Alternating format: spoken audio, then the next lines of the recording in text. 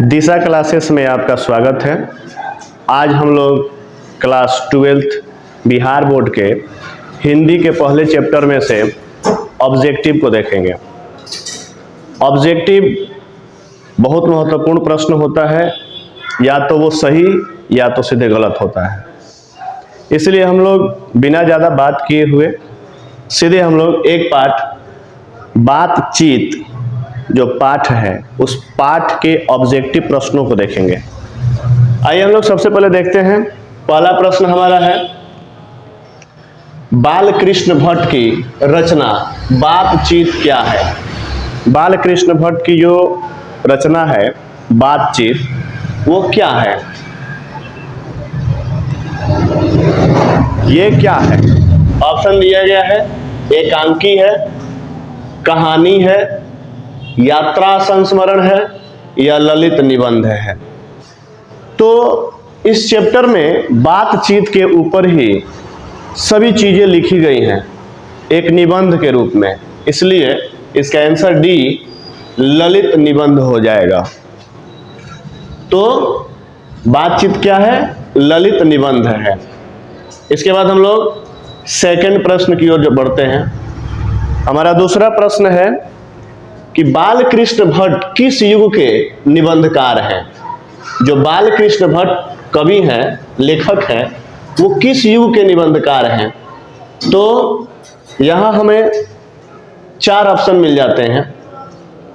इन 4 ऑप्शनों में ए नंबर है प्रसाद युग, बी नंबर भारतेंदु युग, सी नंबर द्विवेदी युग और डी नंबर स्वतंत्रोत्तर युग।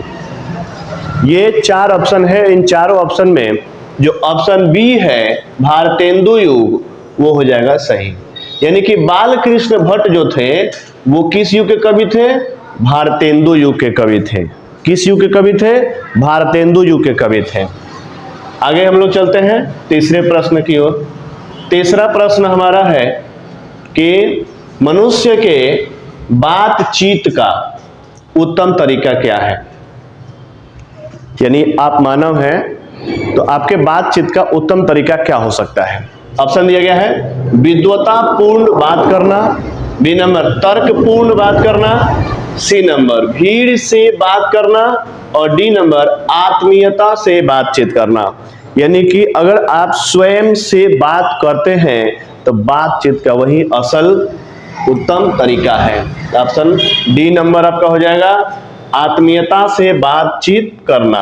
यानी कि मनुष्य के बातचीत का जो उत्तम तरीका है वो आत्मीयता से, यानी आप अपने स्वयं से अगर बात करते हैं तो वही बातचीत का उत्तम तरीका होता है। इसके बाद चौथे प्रश्न पे आते हैं हम लोग धड़ाधड़। चौथा प्रश्न है संवाद में सबसे महत्वपूर्ण। संवाद का मतलब होता है कि अगर 2 आदमी से बातचीत हो रही है, मैं हूं, सामने और कोई है, 2 आदमी हैं, उसको अब वो जो दोनों एक दूसरे से बात करते हैं उसे संवाद कहते हैं। तो वही बातें कही गई है कि संवाद में सबसे महत्वपूर्ण क्या है। तो जब आप किसी से बात कर रहे होते हैं तो सबसे मेन चीज होता है आत्मीयता। तो ऑप्शन में देखते हैं तर्क नहीं होगा, जिज्ञासा नहीं होगा, आत्मीयता ऑप्शन सी सही है। प्रवाहपूर्ण भाषा, एकदम धड़ाधड़ बतियाते जा रहे हैं, बोलते जा रहे हैं, कुछ सुन नहीं रहे, तो ये नहीं होगा। आत्मीयता, अपने अंदर की बातों को पूरी की पूरी तरह से जो है रखना, वही कहलाता है आत्मीयता। यानी कि संवाद में सबसे महत्वपूर्ण आपका आत्मीयता होता है। इसके बाद से हमारा नेक्स्ट प्रश्न 5वां है, बालकृष्ण भट्ट का जन्म हुआ था। तो बालकृष्ण भट्ट का जन्म कब हुआ था। आइए हम लोग जानते हैं कि बालकृष्ण भट्ट का जन्म कब हुआ था। ऑप्शन दिया गया है 23 जून 1884, 23 जून 1844, बहुत ही डिफिकल्ट ऑप्शंस दिए गए हैं यहाँ पे, 20 जुलाई 1992 और 18 दिसंबर 1834। तो यहां आप देख पा रहे हैं कि 23 जून यहां भी है, 23 जून यहां भी है। यहां केवल सन में डिफरेंट किया गया है, सन में डिफरेंट किया गया है। आप आंसर 1844 हो जाएगा। Option number B. Balkrishna Bhatt का जो जन्म है 1844 में 23 जून को हुआ था। इसके बाद से हमारा नेक्स्ट प्रश्न आता है छठा, संयोगिता स्वयंवर। संयोगिता स्वयंवर रचना है, किसकी रचना है? संयोगिता स्वयंवर किसकी रचना है? आइए हम लोग देखते हैं ऑप्शन के हिसाब से। संयोगिता स्वयंवर जो है ये किसका लिखा हुआ है?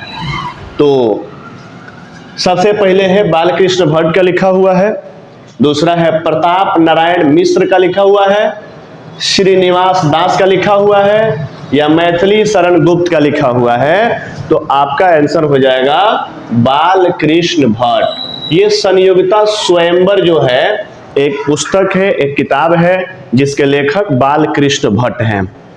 इसके बाद हम लोग अगले प्रश्न की तरफ चलते हैं। हमारा अगला प्रश्न सातवां प्रश्न में कहा गया है कौन सी रचना बालकृष्ण भट्ट की नहीं है?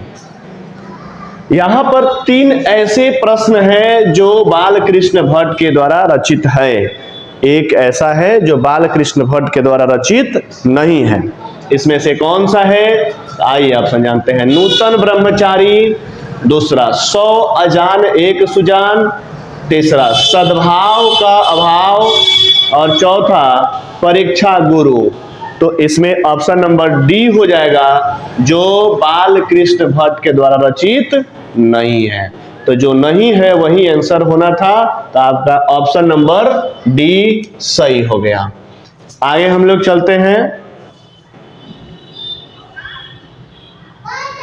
हमारा अगला प्रश्न है 8 नंबर। 8वां प्रश्न में हम लोग आगे बढ़ते हैं।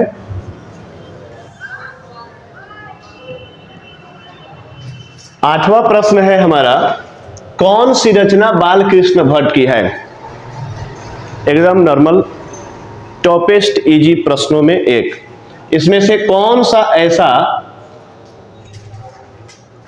रचना है जो बालकृष्ण भट्ट का है? आगे कर यहीं से पढ़ते हैं। प्राच्य विद्या, दूसरा रेणु का कछुआ धर्म, और रेल का विकट खेल। जब आप बातचीत चैप्टर में बालकृष्ण भट्ट जो लेखक का डिस्क्रिप्शन दिया गया है उसमें जब पढ़ेंगे तो उसमें मिलेगा कि बालकृष्ण भट्ट के द्वारा रचित रेल का विकट खेल ही है, बाकी ये तीनों नहीं है। तो ऑप्शन नंबर ए सही हो जाएगा।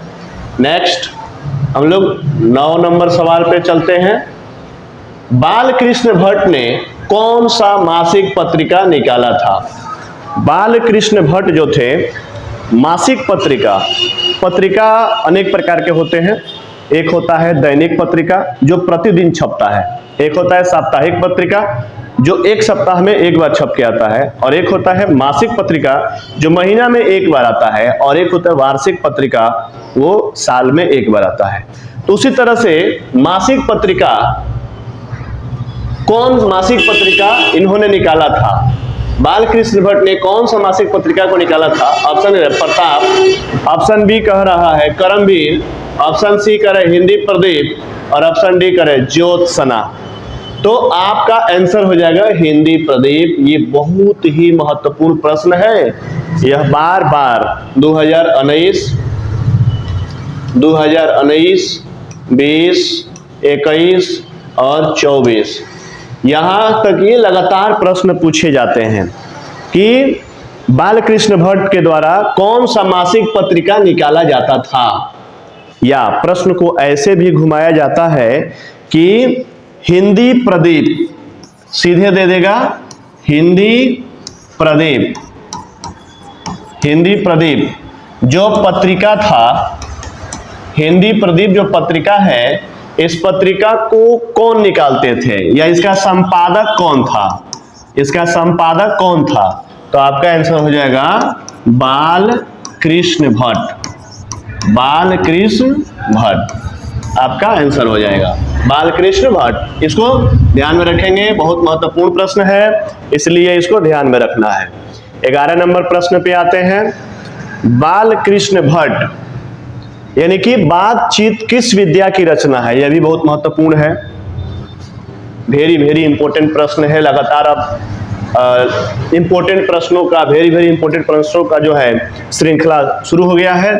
बातचीत किस विद्या की रचना है, यानी कि बातचीत है क्या, बातचीत क्या है, कहानी है, कविता है, निबंध है, आलोचना है, क्या है।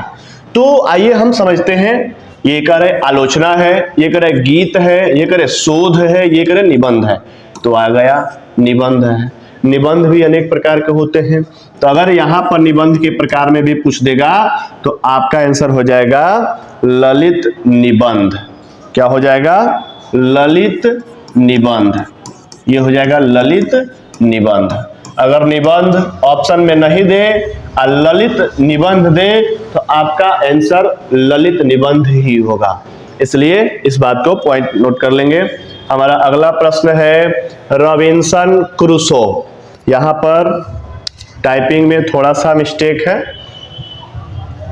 रॉबिन्सन क्रूसो, रॉबिन्सन क्रूसो ने 16 वर्ष के उपरांत किसके मुख से एक बात सुनी थी?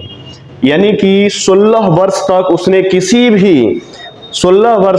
किसी भी इंसान के मुख से बात को नहीं सुना था। 16 वर्षों के उपरांत, 16 वर्षों के बाद उसने किसके मुंह से सबसे पहली बात सुनी थी? ऑप्शन दिए गए हैं फ्राइडे के मुंह से, संडे के मुंह से, एडिसन के मुंह से कि स्टील के मुंह से। तो आप जब किताब पढ़ेंगे तो उसमें आपको मिलेगा फ्राइडे। फ्राइडे के मुंह से उसने सबसे पहली बार क्या सुना था? बात सुनी थी। ठीक है, क्या सुनी थी? बात सुनी थी। हमारा अगला प्रश्न है, नेक्स्ट प्रश्न है 12 नंबर। बातचीत शीर्षक के निबंधकार कौन है? इतना इजी प्रश्न तो शायद कहीं दुनिया में नहीं होगा। आइए, ये निबंध है, निबंधकार के बारे में पूछ रहा है कि बातचीत के लेखक कौन है। तब बातचीत के लेखक बालकृष्ण भट्ट है। ऑप्शन खोजिए, कहां है, कहां? यहां पे है आपका ऑप्शन डी, बालकृष्ण भट्ट। हमारा अगला प्रश्न है 13 नंबर। बातचीत के माध्यम से बालकृष्ण भट्ट क्या बतलाना चाहते हैं? बातचीत के माध्यम से बालकृष्ण भट्ट क्या बतलाना चाहते हैं? ये इतना नॉर्मल सवाल, क्या बतलाना चाहते हैं? बातचीत के माध्यम से बालकृष्ण भट्ट क्या बतलाना चाहते हैं? तो आइए, कह रहे हैं कि बातचीत की शैली, भाषण की शैली नहीं होगा, संवाद की शैली नहीं होगा, इनमें से कोई नहीं। Option number A is the correct. यानी कि जो बालकृष्ण भट्ट हैं वो बातचीत के माध्यम से बातचीत करने की शैली को बताना चाहते हैं कि अगर आप बातचीत करते हैं तो किससे किस तरह का बात करते हैं। जब आप अपने गुरु से बात करते हैं तो वहां अलग तरीका से बात करते हैं, माँ से बात करते हैं तो उससे अलग तरीका से बात करते हैं, पिताजी से बात करते हैं तो अलग ही बात करते हैं, भाई से बात करते हैं तो अलग तरीका से बात करते हैं, और प्रेमी प्रेमिका एक दूसरे से जो बात करते हैं वो अलग ही बात करते हैं। बातचीत ऐसा माध्यम है जिसमें इंसान खाना पीना भी भूल जाता है, हर चीज भूल जाता है। बातचीत का मजा, इतना मजा है बातचीत में कि हर चीज इंसान भूल जाता है।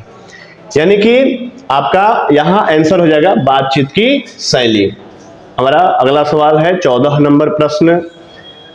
भट्ट जी को किसने अंग्रेजी साहित्य के एडिशन और स्टील की श्रेणी में रखा है? ये प्रश्न option number A Hazari Prasad Dwivedi, option B doctor Nagendra, C Ramchandra Shukla और डी रामविलास शर्मा। तो हमारा आंसर हो जाएगा रामचंद्र शुक्ल। रामचंद्र शुक्ल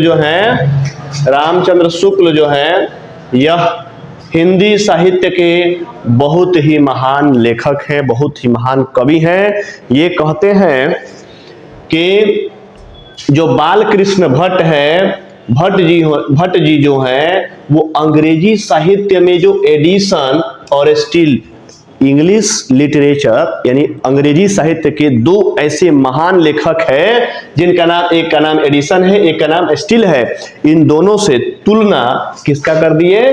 भट्ट जी का। कौन आदमी था जिसने भट्ट जी की तुलना इन दोनों से किया? तो आंसर हो जाएगा आपका रामचंद्र शुक्ल। रामचंद्र शुक्ल हिंदी साहित्य के महान कवियों में से एक हैं। हमारा अगला प्रश्न है 15 नंबर, बालकृष्ण भट्ट का निवास स्थान कौन सा था? यह बहुत ही मजेदार प्रश्न है। बालकृष्ण भट्ट का निवास स्थान, बालकृष्ण भट्ट कहाँ रहते थे? अपने घर पे रहते होंगे। आइए हम देखते हैं कहाँ रहते थे। लखनऊ उत्तर प्रदेश नहीं होगा, लखनऊ उत्तर प्रदेश नहीं होगा। इलाहाबाद सही है, इलाहाबाद में उनका निवास स्थान था जो उत्तर प्रदेश में है। इस इलाहाबाद का वर्तमान में नाम हो गया है प्रयागराज। तो अब हो सकता है कि आपको जब परीक्षा में पूछे तो इलाहाबाद ऑप्शन में न दे करके क्या देगा? प्रयागराज देगा। तो इसको नोटिस कर लीजिएगा, दिमाग में बैठा लीजिएगा, प्रयागराज। हमारा अगला प्रश्न है 16 नंबर, बालकृष्ण भट्ट ने किस पत्रिका का संपादन किया था? इसका आंसर आपकी आंखों के सामने दिख रहा है। तो ऑप्शन आर्यावर्त गलत, हुंकार गलत, पंजाब केसरी गलत, हिंदी प्रदीप। यह प्रश्न हमें दोबारा मिल गया, यह प्रश्न हमें 2 बार मिला, यानी कि यह प्रश्न बहुत ही महत्वपूर्ण है और हम कह रहे हैं कि यह बार बार परीक्षा में आता है। हिंदी प्रदीप नामक पत्रिका का संपादन किसने किया था? तो बालकृष्ण भट्ट। या बालकृष्ण भट्ट ने किस पत्रिका का संपादन किया था? तो हिंदी प्रदीप। कौन सा? हिंदी प्रदीप। इस सभी प्रश्नों का संग्रह जो है एकदम महत्वपूर्ण है। ऐसे ही सभी पाठ वाइज पाठ, सब पाठों का जो है ऑब्जेक्टिव संस्करण कराया जाएगा। हिंदी के जितने भी चैप्टर होंगे उन सभी चैप्टरों को बारी बारी से प्रतिदिन करा करके आपका पूरा का पूरा कोर्स कंप्लीट करवाया जाएगा, ऑफलाइन या ऑनलाइन। ऑनलाइन आप DTCC गोपालगंज ज्वाइन कर सकते हैं, ऑफलाइन दिशा क्लासेस गोपालगंज को ज्वाइन कर सकते हैं जो लखपतिया मोड़ के पास चलता है। आइए हम लोग नेक्स्ट 17 नंबर प्रश्नों को देखते हैं। बालकृष्ण भट्ट हिंदी प्रदीप नामक मासिक पत्रिका निकालना कब प्रारंभ किया? देखिए यह प्रश्न जो है, कब इन्होंने हिंदी प्रदीप नामक पत्रिका को कब निकालना शुरू किया? तो 1877 आंसर हो जाएगा। 1877 में बालकृष्ण भट्ट ने हिंदी प्रदीप नामक पत्रिका निकालना शुरू कर दिया था। इसके बाद हमारा नेक्स्ट प्रश्न है, कौन सी रचना बालकृष्ण भट्ट द्वारा रचित नहीं है? इसमें से कौन सी रचना है जो बालकृष्ण भट्ट के द्वारा रचित नहीं है? आपका ऑप्शन दिया गया है, ए पद्मावती, बी वेणी संहार, सी मेघदूतम, डी मेघनाथ वध। यानी कि पद्मावती के लेखक ही बालकृष्ण भट्ट हैं, वेणी संहार के भी लेखक हैं, मेघनाथ वध के भी लेखक हैं, लेकिन मेघदूतम के लेखक कालिदास हैं। कौन है? कालिदास हैं। तो आपका आंसर हो जाएगा सी कालिदास। यानी कि इसमें कहा गया है कि बालकृष्ण भट्ट द्वारा रचित नहीं है। ऐसे प्रश्नों को बच्चे बहुत बार गलती कर बैठते हैं, इसलिए आपको गलती नहीं करना है और ध्यान रखना है। हमारा 19वां प्रश्न है, कौन सी उपन्यास बालकृष्ण भट्ट द्वारा रचित है? तो आपका 100 अजान एक सुजान, 100 अजान एक सुजान, यहां ऑप्शन नंबर सी। 100 अजान एक सुजान बालकृष्ण भट्ट द्वारा रचित है और ये तीनों मैला आंचल, गोदान और अंतराल, ये तीनों इनके द्वारा रचित नहीं है। मुंशी प्रेमचंद्र के द्वारा गोदान को लिखा गया, मुंशी प्रेमचंद्र के द्वारा गोदान को लिखा गया और मैला आंचल इनके द्वारा नहीं लिखा गया था। हमारा 20वां प्रश्न है। 20 नंबर प्रश्न पे आते हैं हम लोग। नाटक के प्रारंभ में होने वाले मंगल पाठ को क्या कहते हैं? नाटक जो होता है उसमें जो शुरुआती दौर में होते हैं, नाटक का जो प्रारंभिक चीज होता है उसे हम लोग क्या कहते हैं? तो ऑप्शन दिया गया भजन कहते हैं। ऑप्शन ए भजन, बी नांदी पाठ, सी मंगलाचरण और डी नंबर में कह रहा है आरती कहते हैं। तो इसमें का आंसर हो जाएगा नांदी पाठ। ऑप्शन नंबर बी, क्या कहते हैं इसको? नांदी पाठ कहते हैं। ऑप्शन हमारा बी हो जाएगा, नांदी पाठ कहते हैं। हमारा नेक्स्ट प्रश्न है, 21 नंबर सवाल है। आइए हम 21 नंबर प्रश्न पे चलते हैं। 21 नंबर प्रश्न,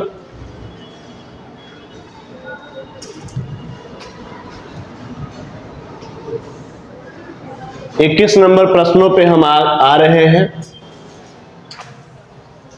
रॉबिन्सन क्रूसो को कब तक मनुष्य का मुख देखने को नहीं मिला था? यह प्रश्न का आंसर आप बताएंगे।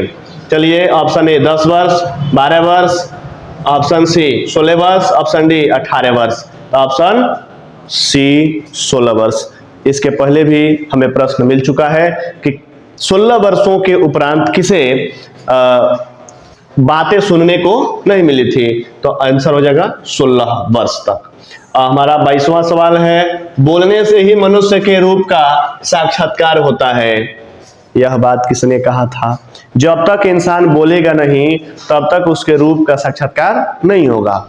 कोई आदमी आए, चुपचाप रहे, बैठे, तो पता ही नहीं चलेगा कि वो किस टाइप का आदमी है। लेकिन जैसे ही वो बोलेगा सारी बातें उसकी पता चल जाएगी कि वो किस टाइप का लड़का है, आदमी है, या किस टाइप का मनुष्य है। हर चीज के बारे में पता चल जाएगा, केवल उसके बोलने से ही पता चल जाएगा। ये बात को कौन कहा था? तो इसका आंसर आ जाएगा बेन जॉनसन। आपका बेन जॉनसन ने इस बात को कहा था कि बोलने से ही मनुष्य के रूप का साक्षात्कार होता है। यानी कि जब कोई बोलेगा ही नहीं तो उसका साक्षात्कार कैसे होगा, है ना? इसलिए अगला सवाल हमारा 23 नंबर है कि असल बातचीत सिर्फ 2 व्यक्तियों में ही हो सकती है। यह बात किसने कहा था? यह तो और महत्वपूर्ण प्रश्न है कि असल बातचीत केवल 2 आदमी में ही हो सकता है। ये बात कौन कहा था? तो एडिसन ने कहा था। इसका आंसर हो जाएगा ए, एडिसन। क्या हो जाएगा? ए। इसके बाद हमारा 24वां प्रश्न है कि एडिसन के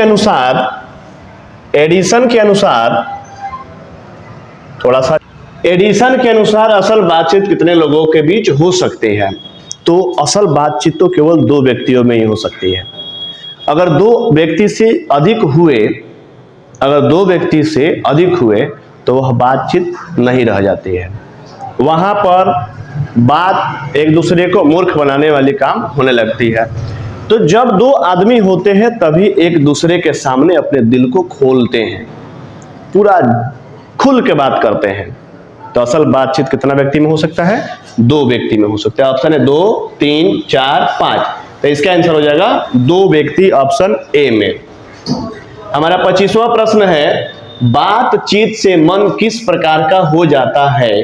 तो आप लोगों ने अनुभव किया होगा, बहुत मन दुखी है, टेंशन में है, और जब आप किसी से बात करते हैं तो मन आपका एकदम हल्का हो जाता है, मन साफ हो जाता है, एकदम जो मवाद अंदर भरा रहता है एकदम क्लीन हो जाता है। तो आइए हम ऑप्शन को पढ़ते हैं। क्रोधपूर्ण हो जाता है, जब आप किसी से बातचीत करते हैं तो एकदम गुस्सा में हो जाते हैं, खिसिया जाते हैं। भारी और बोझिल हो जाता है, क्या जब आप किसी से बात करते हैं तो और बोझ जैसा महसूस करते हैं? ऑप्शन सी करें, हल्का और स्वच्छ हो जाता है। सही बात है, जब आप किसी से बातचीत करते हैं तो मन हल्का हो जाता है और स्वच्छ हो जाता है। तो आपका आंसर हो जाएगा सी। मन को हल्का करना है, स्वच्छ करना है, तो आप किसी से बात कर लीजिए। किसके न होने से सृष्टि गूंगी प्रतीत होती है? ऐसा क्या चीज है जिसको ईश्वर ने हमें दिया है और अगर वो चीज हमें नहीं दिए होते तो ये पूरा संसार ही हमें गूंगा प्रतीत होता। ऐसा वो क्या है? तो आइए हम ऑप्शन को देखते हैं। ऑप्शन में करें श्रवण शक्ति यानी कि सुनने की शक्ति, ऑप्शन बी करें वाक शक्ति यानी कि बोलने की शक्ति, ऑप्शन सी दृश्य शक्ति यानी कि देखने की शक्ति, ऑप्शन डी स्मरण शक्ति। तो हमारा आंसर हो जाएगा वाक शक्ति। अगर हमें ईश्वर बोलने के लिए वाक शक्ति नहीं दिए होते तो हम पूरे संसार में न हम आपसे बात कर पाते न आप हमसे बात कर पाते, और ये पूरा संसार ही गूंगा बहु जैसा महसूस होता। सब लोग एक दूसरे को देखता, खाली इशारा करता, ऐसे ही कुछ बोल नहीं पाते। इसलिए हमारा आंसर हो जाएगा वाक शक्ति। मेरा अगला प्रश्न है 27 नंबर का। आर्ट ऑफ कन्वर्सेशन कहाँ के लोगों में प्रचलित है? तो आर्ट ऑफ कन्वर्सेशन कहाँ की, पहले है क्या ये आपको शॉर्ट क्वेश्चन में पूछे जा सकते हैं कि आर्ट ऑफ कन्वर्सेशन क्या है और कहाँ के लोगों में प्रचलित है। तो आर्ट ऑफ कन्वर्सेशन बातचीत करने की एक कला है और यह यूरोप के लोगों में प्रचलित है।